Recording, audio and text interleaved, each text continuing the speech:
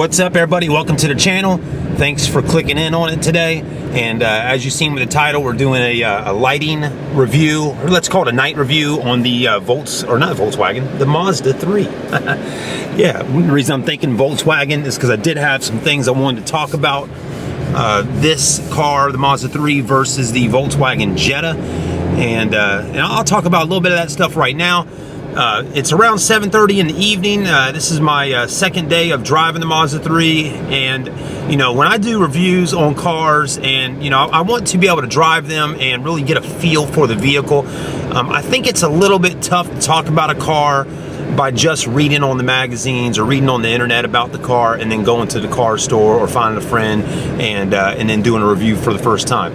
I believe to get a good review, you need to drive the vehicle, and that's why sometimes some of your best car reviews out there are from people that actually own the cars and they're reviewing them because they drive them on a day-to-day basis, and they also they drive the car for a long period of time because they own the vehicle. So you always get a good review out of somebody like that. But at the same time, that's why I can drive a car for a couple days or a week and be able to give you a good synopsis of the vehicle, what I think about it. Before we do the night review tonight, because it's going to be dark here in about 45 minutes, but I'm not going to keep talking for 45 minutes, but I want to talk about a few things while we're on the road right now. I always want to let y'all know that a woman, it's important to get a woman's perspective on a vehicle, get her thoughts and concerns about a car and things like that. Unfortunately, there's not a whole lot of female car reviewers online. There is a few of them out there that I've found, but there's not a lot, okay? You can find some, that maybe work for the car stores and different things like that. But again, there's not a lot of woman enthusiasts with the vehicles that are reviewing them on YouTube a whole lot. But for the few that are out there, keep doing it. You're doing a good job. But anyways, what I was going to say is basically it's important to get a female's perspective on the car. And, when I do a review on a vehicle, I like to take it home. I like to let my wife check the car out. I like her to drive it to the grocery store and do things that sometimes moms do, with the kids. My wife is a stay-at-home mother. So, for her, it's, going shopping, grocery stores, taking the kids to school, and all that. And, I do a lot of that stuff as well. Anyways, so I had the chance to bring home the Volkswagen Jetta, which I did a review on this car versus that Jetta a few days ago over at the Mazda store, and I'm not sure if that video's up online yet or not by the time this one gets edited, but I know I haven't edited that video just yet, but I'll do that one before I do this one. But anyways, that video is pretty good. I'm going through the car and all that, but some of the stuff I wanted to bring up about my wife talking about it is, now she's got to sit in that car, drive that car to the grocery store and stuff, and now she's been able to get in the Mazda and do the same thing. And, one thing she pointed out to me today, she said, because I asked her questions, and I'm like, what'd you think of the Mazda? She said, well, one thing, I like the Mazda better as in getting in and out of the car. She's like, the Jetta sits kind of lower to the ground, and it's a little tougher getting in and out. Now, she's not like super tall, but she's pretty tall. She's, I don't know, 5'9", 5'10", right around there. So pretty tall girl.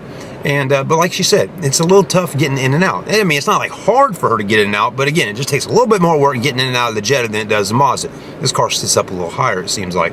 Another thing she said, though, she said that the Volkswagen Jetta had more legroom in it. When she was sitting over here, she said, she felt a little more cramped inside the Mazda compared to the Jetta. And I kind of agreed with her on that because when I was reviewing the two cars together, I sat in both of them, put the seats, because I'm 6'1", put the seats, just the way they need to be in the front. And when I got in the back of the Jetta, I had probably about that much leg room before my knee would hit the back of the seat. This car, not as much. My knee was actually touching the seat. So that's one thing to think about right there. But let's get on the interstate, and when I get a second here, I'll talk a little bit more about some of the stuff she was telling me. All right, so a few other things to talk about while we're driving the Mazda 3 tonight. And one thing that my wife liked, and I like this too, is that right there. Can you see that on that mirror? See how that little light cut on and off? That's your blind spot monitoring system, okay? You know, even on a Mazda 3 Sport like this, it's got blind spot monitoring on it, okay? The Volkswagen, see, there it goes. The Volkswagen did not have that feature. So that's nice. So we both like that. I mean, that's just like the little safety things. And it's really getting to where, you know, when we're driving cars with the car stores and, you know, I'm doing events and different things and football season and all that, we're getting kind of used to having the blind spot, you know, monitoring system on the vehicle. So it's getting to where it's, you know, becoming something that's on the car and you like it and you don't want to lose it. The same with a backup camera. That's also starting to come standard on even a Kia Forte. I mean, just an inexpensive car, you know, you're getting a backup camera on it. So that's one thing we do like. Another thing that I liked about the Mazda was the windows. They're big, okay? And it's a little tough to see right now, but the windows are big. The blind spots aren't really too bad on this car when you're driving. The mirrors are big. You know, another thing. The Volkswagen's mirrors were a lot smaller than the Mazda mirror. So it's nice to have a big mirror there, right? The screen over here, it's definitely a lot bigger. I mean, it's probably double the size of the one in the Volkswagen. So that's another plus. I mean, of course, the Volkswagen we were looking at is a S 1.4 turbo, and you know, it's definitely a lot less in price. You know, we got those on sale right now with a manual transmission for $14,700. You know, this car with a manual would be around $16,500. So a little bit more, but I guess you get a few more perks. So while we're driving, let's think of some other things. Now, one thing I didn't really like as much on the Mazda is this right here. See how I got my phone set up on the windshield right there? You know, that's how I like to do it. And in the Mazda, there's no 12 volt right down there. There's no 12 volt down there. There is a USB port, an SD card slot, and all that, but no 12 volt. So I'm having to run my cord, you know, back into here, which is not too big of a deal, but then you got a cord kind of hanging out, you know, right there in that little area. So that's one thing to think about when you got to charge your phone up or something like that. So a few other things to pay attention to. Here's one for parents out there that got kids. If you have kids, don't get the Mazda 3 with this color interior, okay? This is a very light colored interior. It's a cloth material, which is nice, and it feels good. But it definitely is not a good color for kids. You know, you got to tell the kids, hey, take your shoes off, don't put your feet up on the seats, you know, don't spill anything, all that. I mean, of course, we don't want them spilling stuff in the cars anyways, but, you know, having a light colored interior can be a little bit obnoxious when it comes to kids spilling things and you going cuckoo because your new tan colored seats just got stained all up, right? So the only other thing you could do really to fix that is by putting seat covers on it. And, you know, not everybody likes seat covers, but so that's one thing. Other than that, though, I mean, they have different color interiors you can pick. But for parents, don't get the tan interior unless you got, you know, kids that are older or something like that, not no little youngins like I got. So what are some other things we can think of while driving down the road tonight in the Mazda 3, right? You know, it's going to be a night review very shortly. You can already tell it's starting to get, you know, the lights are starting to come down a little bit. The sun's going down. The eclipse is just a few days away. So that's going to be exciting. But anyways, another thing that I thought I wish that Mazda would have had in it is up top up there. I wish it had a place to throw your sunglasses in. Those sunglass holders in here, as you can see, I like rocking sunglasses about every day, all the time. So you don't have that in here, but you do got a big center console and all that kind of stuff. I'm trying to think of other things just right off the top of my head while driving right now, but I definitely got some stuff to talk about when it gets dark outside. So let's hang tight and we'll do that here very shortly. All right, everybody, it's nighttime. It is definitely night, as we talked about earlier. So while we're cruising here, we're going to check it out while we're on the road. All right. So some of the things on the Mazda 3 that are nice at nighttime. Some of the ambient lighting on the interior, like on the steering wheel right here. As you can see, you got your little buttons here for your Bluetooth cell phone system, audio controls, cruise control, things like that. Gauges look pretty good. Again, this is a sport model Mazda 3, so it's not fully loaded up, but that's about what you're gonna get at nighttime right there, which is pretty legible, easy to see. The screen's nice. Again, like we said earlier, it's big in size, and that's about how bright it is during the nighttime. Some other things to think about down here, you know, those got ambient lighting as well, and all the buttons and things down there, so that's pretty good. Let's take a look at our headlights out here. Pretty bright, okay? That's just your regular low beam lights. And in a minute, when this car passes, I'll put the brights on so you can kind of get a feel of how bright they are. Let's zoom the camera in a little bit. All right, there we go. So that's brights, lows. Don't want to put the brights on too much and make anybody fly off the road. But other than that, it's pretty dark in the car for the most part. Not a ton of lighting on the interior inside of here. That's for sure. All right, everybody, let's take a look at the backup camera and some of that stuff real quick before the day ends here. So, anyways, but I did want to show y'all some stuff on this car tonight while we're here. So, anyways, backup camera. Let's see how the lighting is on the backup camera on the Mazda 3 Sport. I'm gonna put it in reverse. Pretty bright. Pretty bright.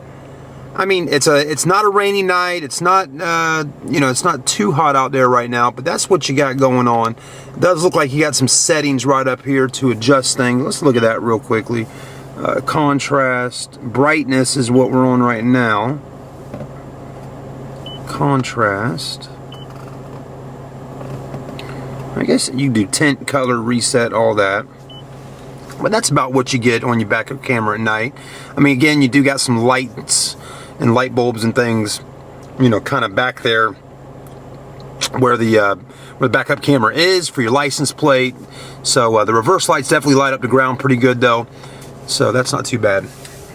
That's your headlights right out there. It looks really kind of a dingy color, but they're not so much when you're looking with your regular eyes. There we go. That's a better color choice right there.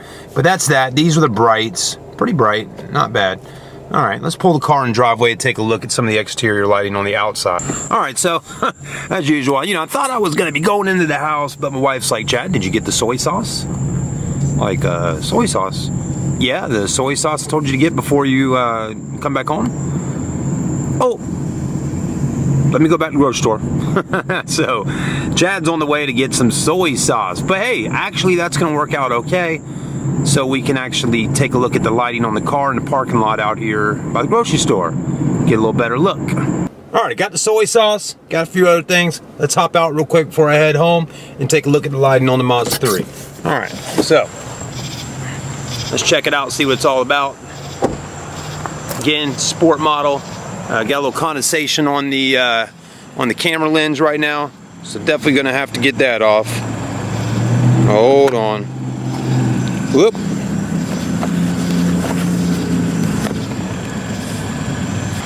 I think we're having some fog issues going on.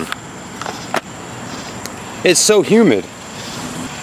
Well, that's a little bit better. All right, it's very humid outside tonight, just so you know. So I don't know how good I can keep this for a minute. It's already fogging back up. All right, this may not be going too well tonight. We're going to try wiping it off one more time. So that's your headlights right there. One thing I want to point out is fogging up again already. The car does have daytime running lights on it. And the only way for me to really show you that is come over here and cut the headlights off. Maybe some cool air will help with that on the lens. There we go. All right, so right now the headlights are off, just like if you were driving during the daytime. And well, that's weird. When I cut the headlights off, there's no lights on at all right now. But earlier, okay, so what's going on, what I believe is when you put it in the drive, it's the daytime running lights are coming on. Anyways, we'll take a second look at that in a second. Definitely not having it is so humid here in the south. So there's your tail lights. There's how bright those are.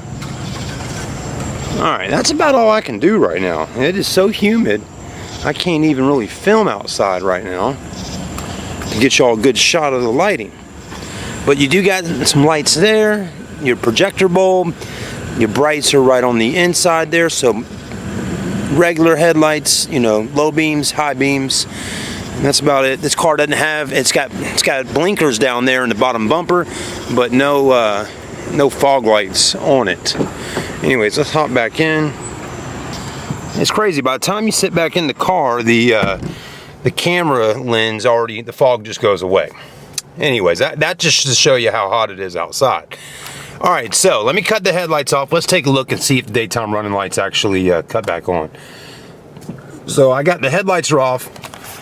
Put it in drive. Can't really tell. Well, that's neutral. Let's see if we can find a mirror, a window or something over here to kind of get a look and see if the running lights are on. Yeah, they are actually. Look at that. So on the Mazda, here you go. See that? Those are your daytime running lights. Right there. So those are on. Then when we cut our headlights on, there's your headlights. Okay. There's your brights. So, well, actually, maybe, okay, so now I got the car in drive, those lights aren't on. Let's see if we speed up a little bit, do they cut on? Do they activate? Yep, they activate, okay. That's interesting. That's really interesting. So when you get over 1 or 2 miles per hour, those daytime running lights cut on. That's nice though, actually. That's kind of nice. I mean, I'm gonna cut my headlights on now.